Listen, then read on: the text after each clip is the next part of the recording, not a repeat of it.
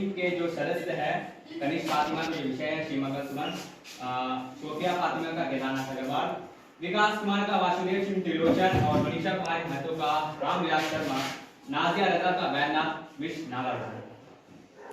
प्रगतिवाद छायावाद काव्य की जो कल्पनाशीलता, व्यक्तितावाद और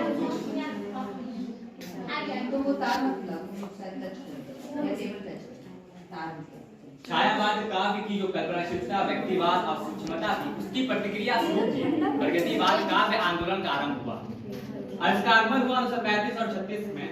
पंत और निराला भी प्रगतिवाद काव्य की तरह अनुभव किए कि छायावाद कविता कल्पना के पंखों पर सवार कविता थी और उसने यथार्थ से मुंह मोड़ रखा। मतलब जो छायावाद काव्य थी वो मतलब कल्पना में ज्यादा सवार थी, लेकिन उन्होंने जनता की आवाज नहीं बन पाई।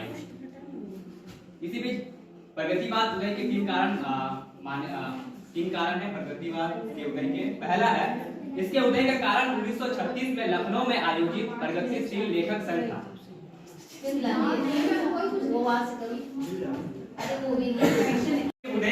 इसके उदय के तीन कारण है। पहला जो कारण है इसके उदय कारण का 1936 में जो लखनऊ में प्रगतिशील लेखक संघ है, इसके जैसे आपको पता होगा इसके अध्यक्ष थे मुंशी प्रेमचंद, जिनकी अध्यक्षता की थी। इसके उदय का दूसरा कारण रूसी कम्युनिस्टों का प्रचार प्रसार। जैसे कि आप जानते हैं कि रूसी कम्युनिस्ट थे वो मतलब मजदूर वर्ग और किसान वर्ग के प्रति प्रतिनिधि करते थे, जो उनका शोषण करते थे। इसी बीच इनका प्रचार प्रसार हुआ। फिर इसका तीसरा कारण जो है कि रूसी कम्युनिस्ट का प्रस्ताव तो नहीं है माना जा सकता है, लेकिन ये शोषित समाज में चली आई हुकूमत और विद्रोह की भावना का फल है। मतलब जैसे जानते हैं उस समय अंग्रेजी शासन का दौर था, जिसमें इतना भी अत्याचार करते थे अंग्रेजी शासन, जिससे कि जो शोषित समाज थे उन्होंने अपने विद्रोह का विगुर उठाया और उन्हें संशनाद किया। डॉक्टर नगीर ने प्रगतिवाद के बारे में कहा है कि प्रगतिवाद साम्यवाद का पोषक है।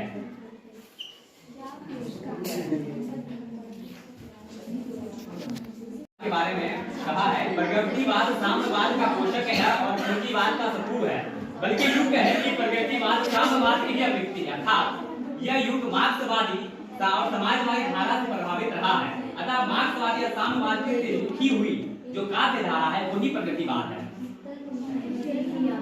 प्रगतिवाद का नेतृत्व किया था महाकवि सुमित्रा नंदन पंत ने। इनके एक काव्य थे युगवाणी और गाम्या। इन्हीं से उन्होंने इसमें जो शोषित समाज थे इनकी आवाज उठाई थी कृतियों के माध्यम से। उन्होंने इसमें यथार्थवाद का समर्थन किया ही और कल्पना लोक से मुक्ति पाने का सुझाव भी दिया। महाकवि निराला ने बेला और नए पत्ते की जो काव्य रचना की वो इसी विचारधारा की रचना ही है। जूही की कली के कवि निराला के बदले स्वर में खड़ा होते हैं।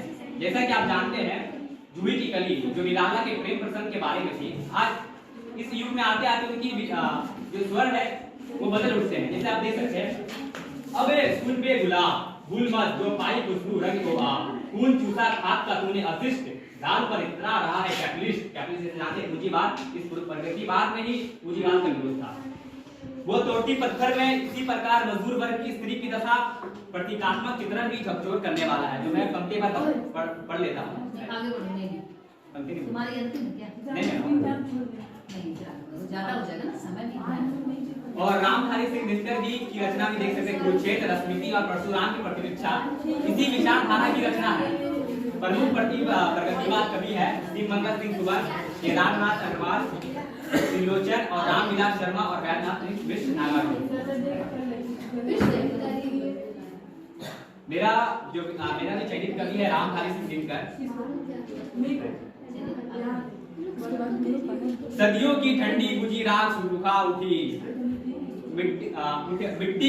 मिट्टी सोने का ताज पहन इटलाती है, दो रात समय के रथ भंगर नाद सुनो, सियासन खाली करो की जनता आती है। 26 जनवरी 1950 को लिखी गई ये पंक्ति आजादी के बाद गणतंत्र बनने का दर्द बताती है कि हम आजाद तो हो गए लेकिन व्यवस्था नहीं बदली। वही पुराने कानून अभी भी नए भारत में लाई गई थी, वही भ्रष्टाचार अभी इस नए भारत में भी थी। नेहरू जी की नीतियों के प्रखर विरोधी के रूप में इन्हें जाना जाता है। परशुराम की प्रतिष्ठा इसका प्रत्यक्ष उदाहरण है। यही कारण है कि आज देश में दिनकर का नाम एक कवि के रूप में नहीं बल्कि एक कवि के रूप में लिया जाता है। कवि परिचय। दिनकर का जन्म 23 सितंबर 1908 को बिहार के बेगूसराय जिले में हुआ था। वो अल्लामा इकबाल और रविन्द्रनाथ टैगोर को अपना प्रेरणा स्रोत मानते थे। एक कहानी ऐसी भी, तो 13 वर्ष तक अपनी कलम नहीं चलाई।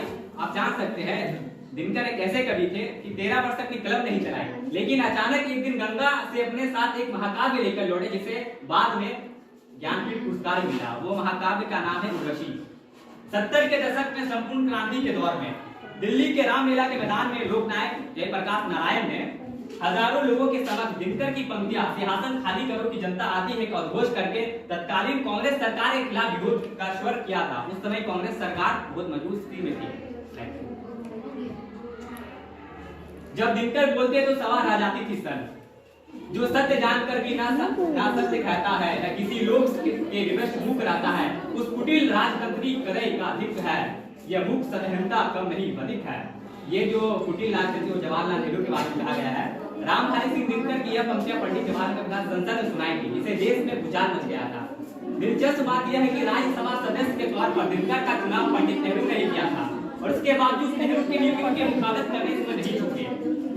जैसे एक पंक्ति है, देखने में देवता सदृष्ट लगता है, बंद कमरे में बैठकर गलत हुक्म लिखता है, जिस पापी के गुण गोत्र प्यारा हो समझो उसी ने हमें मारा है। ये जवाहरलाल नेहरू के बारे में बताया था।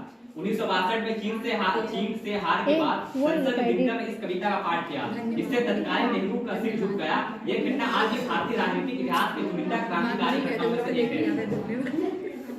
जिंदगी में कभी मौका नहीं मिला कि मूड बनाकर कविता लिखूं। दिनकर किसान परिवार से निकलकर एक रचनाकार हो गए।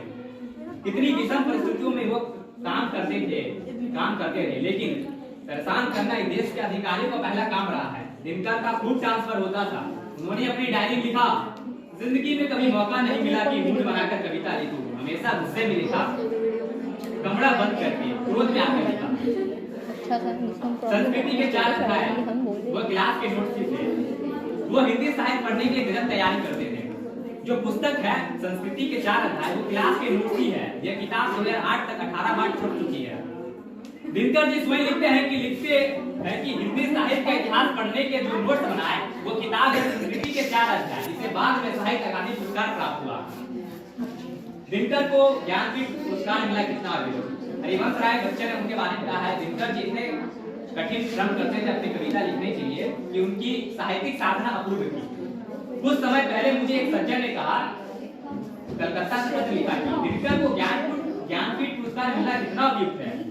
तो हरिवंश राय ने उत्तर लिखा कि यदि दिनकर जी को 4 ज्ञानपीठ पुरस्कार मिलते तो उनका उचित सम्मान होता, एक गद्य में, एक पद्य में, भाषणों और हिंदी प्रचारों के लिए। सीढ़ियों पर चढ़ते हुए उनके पैर लड़खड़ा गए। एक बार दिल्ली में हो रहे कवि सम्मेलन में पंडित नेहरू भी पहुंचे। सीढ़ियां चढ़ते हुए उनके पैर लड़खड़ा गए नेहरू जी के। तो दिनकर उन्हें सवाल, उन्होंने काफी अच्छी बात कही दिनकर जी ने। नेहरू ने बात कहा, इस पर दिनकर ने कहा, जब जब सत्ता लड़खड़ाई है तो सदैव साहित्य ने उसे संभाला है। 4 साल में 22 तबादले। वाकया उस वक्त का है जब वो ब्रिटिश सरकार में सरकारी नौकरी करते थे। उस दौर में वो ब्रिटिश सरकार के खिलाफ कविता भी लिखते थे। उनके विरोध के कारण 4 साल में उनकी नौकरियां 22 बार तबादले हुए। एक बार जब उनको हुंकार काव्य के लिए अंग्रेजी सरकार ने बोला, आप हमसे परमिशन लेकर क्यों नहीं लिखे, तो इस पर दिनकर कहते हैं, मेरा भविष्य इस नौकरी में नहीं साहित्य में है, और इजाजत लेकर लिखने से बेहतर है कि मैं समझूंगा कि मैं लिखना ही छोड़ दूं। दिनकर के विषय, केवल मनोरंजन कवि का कर्म नहीं होना चाहिए, केवल मनोरंजन कवि का कर्म नहीं होना चाहिए, इसमें उचित उपदेश का भी वर्ण होना चाहिए। मैथिली शरण गुप्त के जो ये पंक्तियां है रामधारी सिंह पर बिल्कुल सटीक बैठती है। दिनकर ने कविता को मनोरंजन का साधन नहीं बल्कि लोगों को जागृत करने का जरिया बनाया। राष्ट्रकवि दिनकर का साहित्य में जो पद है, अगर ये जानना है तो आप संस्कृति के 4 अध्याय पढ़ लीजिए। अगर इससे भी मन न भरे तो परशुराम की प्रतिष्ठा पढ़ लीजिए, और इससे भी मन न भरे तो रश्मि के पन्ने पलटिए। आप एक लेखनी से परिचित होंगे कि वो सत्ता के साथ रहते हुए सत्ता के खिलाफ रहे। अतः जन कवि थे, इसलिए उन्हें राष्ट्र कवि भी कहा गया है। उनकी विचारधारा, अकेले 15 मिनट बोल जाए। उनकी विचारधारा, उन्होंने अपने बारे में कहा है, जिस तरह मैं जवानी भर इकबाल और रविंद्र के बीच झटके खाता रहा, उसी प्रकार मैं जीवन भर गांधी और मार्क्स के बीच झटके खाता रहा। इसलिए उजले के से गुनाह करने पर जो रस बनता है वही रस मेरी कविता का है। मेरा विश्वास है कि अंतपक्ष यही रंग अंतपक्ष अभिषेक का भी होगा। उनकी प्रमुख रचना दे सकते उर्वशी की उन्होंने गायत्री पुष्पा में ओंकार रश्मि रश्मि रेणुका पूछे उपलब्धि भारत सरकार द्वारा पद्मभूषण से भी अलंकृत किया गया।